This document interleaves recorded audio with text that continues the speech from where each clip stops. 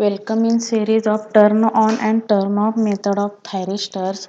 In lecture number 8 we already studied that the class A and class B commutation. Now in lecture number 9 we will study the class C commutation and class D commutation. What is the meaning of class C commutation? This is the circuit diagram of class C commutation. ही कशाची circuit diagram आहे? Class C कम्युटेशनची circuit diagram आहे. ह्या circuit diagram is consist into. आता ह्याच्यामध्ये काय करायला पाहिजे आपल्याला? पहिल्यांदा हे बघायला पाहिजे कंस्ट्रक्शन. फर्स्ट कंस्ट्रक्शनमध्ये काय बघायला पाहिजे? The circuit diagram is construction म्हणजे काय? तुम्हाला डोळ्यांनी जे दिसतं त्याला काय म्हणतो आपण? कंस्ट्रक्शन. आता ह्या सर्किट डायग्राममध्ये तुम्हाला काय काय दिसतं?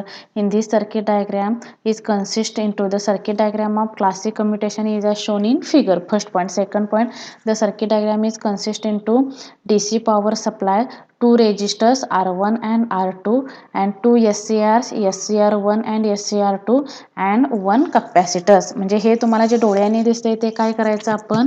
राईटअप मध्ये लिहायचं. म्हणून circuit diagram is consist into DC power supply, two resistors R1, R2, capacitor C and SCR1 and SCR2.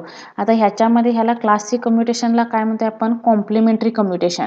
Class C commutation is called as the complementary commutation. Complementary commutation ह्याला का म्हणायचं? कारण की complementary म्हणजे इथं काय असणार आहे? SCR1 जर ऑन असेल तर SCR2 काय असतो? ऑफ असतो. आणि SCR2 जर ऑन असेल तर SCR1 काय असतो? ऑफ असतो. म्हणून ह्या दोन्ही कन्सेप्ट एकमेकाच्या अपोजिट आहेत. अपोजिट म्हणजे कॉम्प्लिमेंटरी टू इच अदर. म्हणून ह्याला काय म्हणायचं? Complementary SCR. ह्याला कॉम्प्लिमेंटरी SCR का म्हणायचं? कारण की तुम्हाला ह्याच्यामध्ये पण विचारतील. Class C commutation is called as which type of commutation? Class C commutation is called as complementary commutation. Why complementary commutation? Because if SCR1 is turned on then SCR2 is off and SCR2 is off then SCR1 is turned on. म्हणजे ह्याला काय म्हणायचं? Complementary commutation म्हणायचं. आता हे काय झालं आपलं कन्स्ट्रक्शन झालं. आता आपल्याला काय स्टडी करायचं आहे? वर्किंग. आता वर्किंग हे सगळ्याचं रेग्युलरच वर्किंग आहे. पॉझिटिव्ह सप्लाय ज्या वेळेला तुम्ही काय करणार? अप्लाय करणार. हा DC पॉवर सप्लाय अप्लाय करणार. त्याला DC पॉवर सप्लाय अप्लाय केल्यानंतर SCR1ला तुम्ही SCR1 काय होणार आहे? टर्न ऑन होणार. टर्न ऑन होणार नाही. कधी टर्न ऑन होणार? SCR1 पॉझिटिव्ह सप्लाय अप्लाय केल्यानंतर इथं पॉझिटिव्ह सप्लाय अप्लाय केला, इथं निगेटिव्ह सप्लाय अप्लाय केला तर SCR1 हा फॉरवर्ड बायसमध्ये जाणार. आणि फॉरवर्ड हे दोन्ही पण काय होणार? फॉरवर्ड बायसमध्ये जाणार. फक्त हे कधी टर्न ऑन होणार? ज्याला तुम्ही गेट सप्लाय अप्लाय करणार.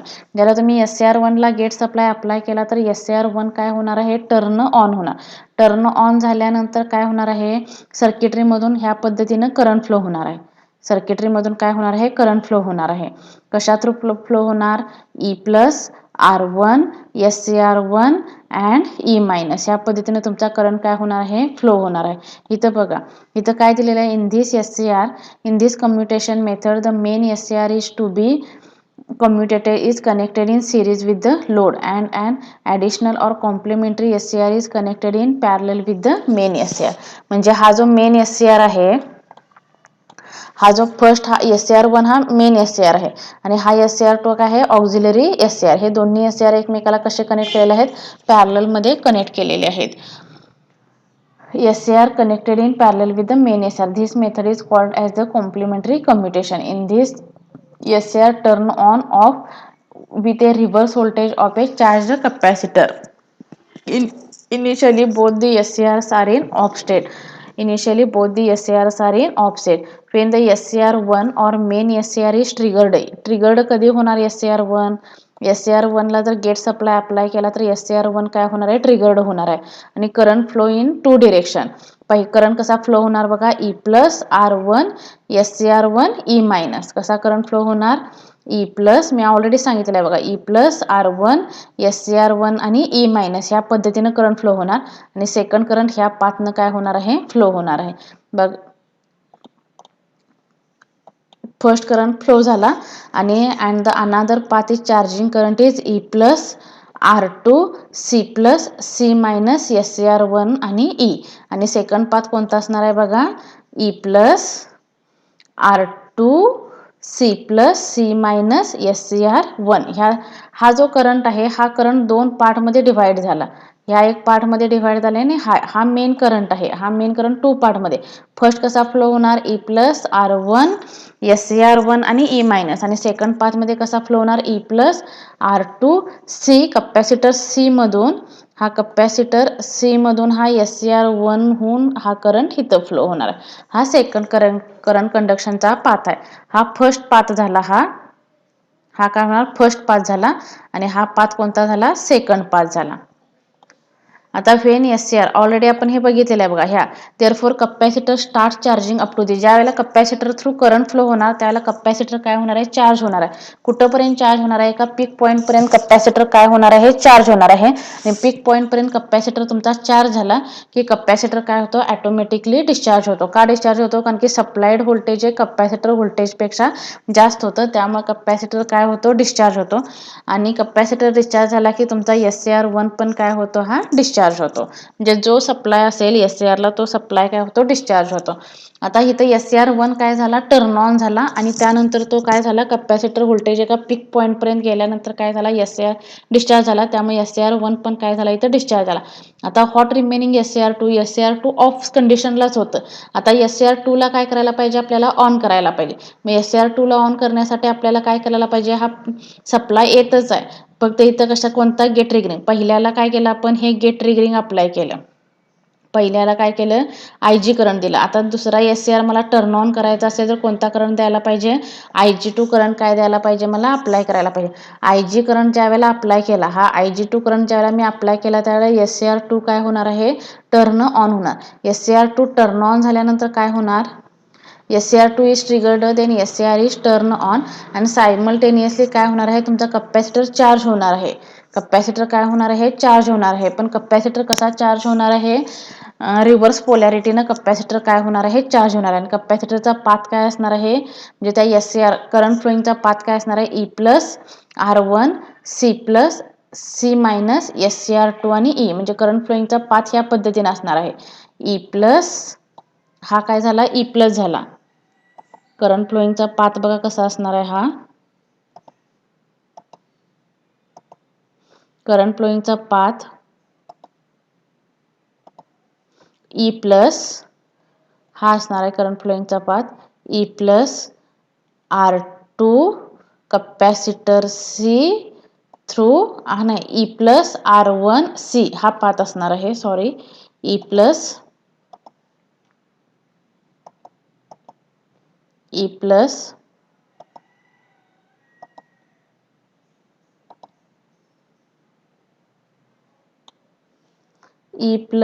R1 C कपॅसिटर, आणि हा करंट फ्लोईंगचा तुमचा काय असणार आहे पाथ असणार आहे. म्हणजे पहिल्यांदा कुठून पाथ होणार आहे, हा पॉझिटिव्ह थ्रू कुठं जाणार आहे, हा R1 रेजिस्टरला जाणार आहे.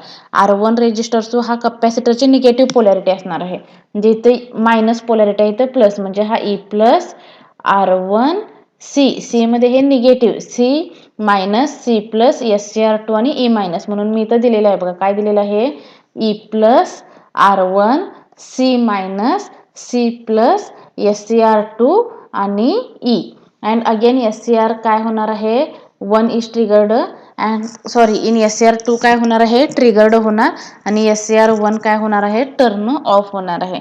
या पद्धतीने कशाचं वर्किंग होतं इथं क्लास C कम्युटेशनचं काय होतं वर्किंग होतं. आणि क्लास C कम्युटेशनची ही काय आहे वेव्हफॉर्म्स आहेत. त्यानंतर next what is the meaning of class D commutation. Class D commutation is nothing but class D commutation हे कशासाठी यूज केलं जातं, क्लास D कम्युटेशनमध्ये 2 SCR यूज केले जातात. अगेन क्लास C आणि क्लास D मध्ये 2 आहेत, क्लास D मध्ये पण 2 SCR आहेत. हा काय आहे मेन SCR आहे, हा काय आहे मेन SCR आहे, आणि हा काय आहे ऑक्झिलरी SCR. ऑक्झिलरी SCR म्हणजे काय सपोर्टिंग SCR. ऑक्झिलरी म्हणजे काय सपोर्टिंग SCR. ज्याला तुम्ही काय करताय सप्लाय अप्लाय करणार. आता इथं कसं लिहिणार construction, the circuit diagram of class D commutation is as shown in figure. This circuit diagram is consist into 2 SCR. SCR1 is the main SCR and SCR2 is the auxiliary SCR. Then L and C are the commutating component. L, C and D are the commutating component and RL is the load resistance. आता ह्याच्यामध्ये काय करायचं आपल्याला, supply ज्या वेळेला apply करणार, supply apply केल्यानंतर capacitor काय होणार आहे, चार्ज होणार आहे. कपॅसिटर चार्ज झाला की करंट काय होणार, सर्किटरीतून फ्लो होणार. करंट सर्किटरीतून फ्लो झाल्यानंतर काय होणार, तुमचा करंट काय होणार आहे, पीक पॉईंट पर्यंत चार्ज होणार. पीक पॉईंट पर्यंत चार्ज झाला की सप्लाइड व्होल्टेज हे कपॅसिटर व्होल्टेजपेक्षा कमी झाले की SCR1 काय होणार आहे, टर्न ऑफ होणार आहे. SCR1 काय होणार आहे, टर्न ऑफ होणार आहे. आणि SCR1 टर्न ऑफ झालं की ऑटोमॅटिकली SCR2 पण काय होणार आहे, टर्न ऑफ होणार आहे. This is also called as auxiliary commutation because it uses an auxiliary SCR to switch the charge capacitor. Charge कपॅसिटरला स्विच करण्यासाठी इथं कोणता यूज केलेला आहे, ऑक्झिलरी SCR काय केलेला आहे, यूज केलेला आहे. In this the main SCR is commutated by the auxiliary SCR. The main SCR with load resistance forms the power circuit while the diode D, inductor L and SCR2 forms the commutation circuit. म्हणजे इथं commutation circuit कोण तयार करतं, diode D, inductor L and SCR2 काय करतं, तयार करतं हे.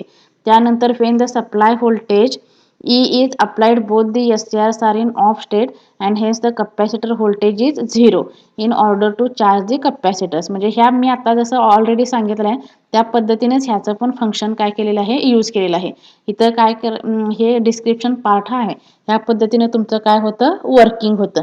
म्हणजे एकदा SCR टर्न ऑन झाला की SCR1 main SCR turn on झाला की SCR2 काय असणार आहे, ऑफ कंडिशनला असणार आहे. आणि SCR2 ऑन झाला की SCR1 पण इथं काय असणार आहे, ऑफ कंडिशनला असणार आहे. ह्या पद्धतीने ह्याचं काय आहे, क्लास डी कम्युटेशनचं वर्किंग आहे. या क्लास डी कम्युटेशनचे हे काय आहे, डिस्क्रिप्शन पार्ट आहे.